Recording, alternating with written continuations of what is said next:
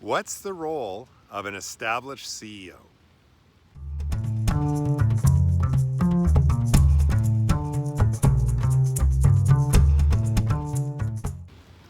Hi everyone, I'm Coach David J. Greer, and I want to talk to you if you're a CEO of a company, that's growing to 10, 20, 30, 50, 100 employees.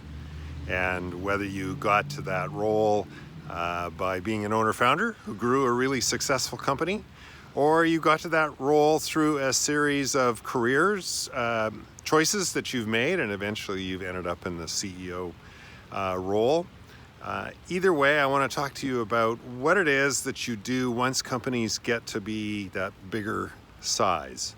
I remember when I bought out Annabelle Green in Robel, and suddenly I became president and co-owner with CEO Bob Green. And suddenly I had a lot more people to look after, a lot more responsibilities.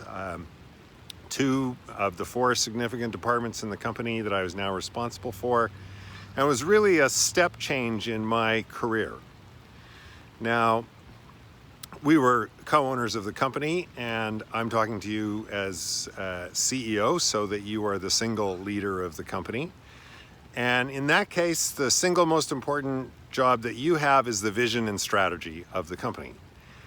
Where is the company going in 3 years, 4 years, 5 years, and what are the key things that have to happen this year? And for strategy, I think strategy really equals your markets. Like, what markets are you going after? How fast are they growing? What are the products and services that you have to satisfy the pain points in those markets?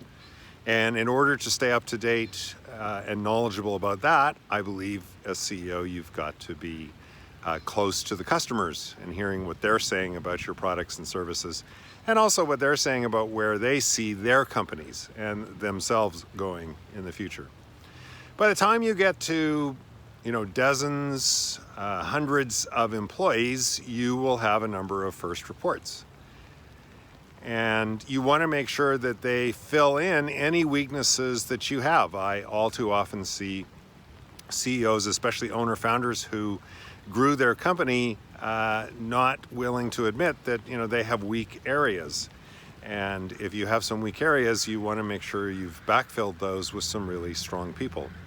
You'll have a senior leadership team, and your principal job with your senior leadership team is pretty easy. Your job is to make them successful. To make them successful, you have to help them be really clear on their areas of responsibility, what their goals are, and you need to be able to set for the company and for each department what are the key productivity indicators that are going to make you and the company successful. So figuring that out, helping each team lead to get better at their critical KPI. There's many KPIs. It's finding the ones that are the most important, that have the biggest leverage. That is your role. I found that as a CEO and leader and a coach and a facilitator, I've had to really grow my listening skills, being able to listen without judgment.